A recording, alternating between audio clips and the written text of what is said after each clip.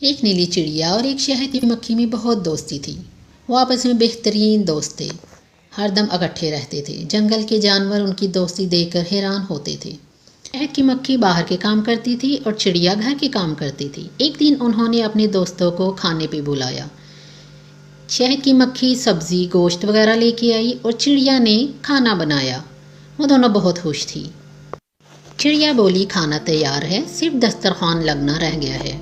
شہد کی مکھی بولی ٹھیک ہے، میں دسترخوان لگا دیتی ہوں۔ سب جانور آئے اور انہوں نے کھانا کھایا، بہت خوش ہوئے۔ چڑیا کی بہت تعریف کی کہ یہ بہت لذیذ کھانا ہے۔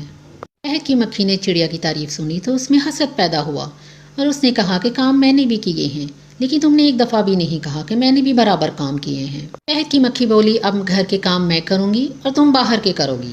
چڑیا بولی ٹھیک ہے، میں باہر کے کام کر لوں گی۔ چڑیا باہر سودا لینے گئی، لیکن اسے کوئی چیز چونچ سے اٹھائی نہ گئی۔ وہ بہت پریشان ہوئی۔ ادھر شہد کی مکھی بھی بہت پریشان تھی، اسے گھر کا کوئی کام نہ ہو سکا۔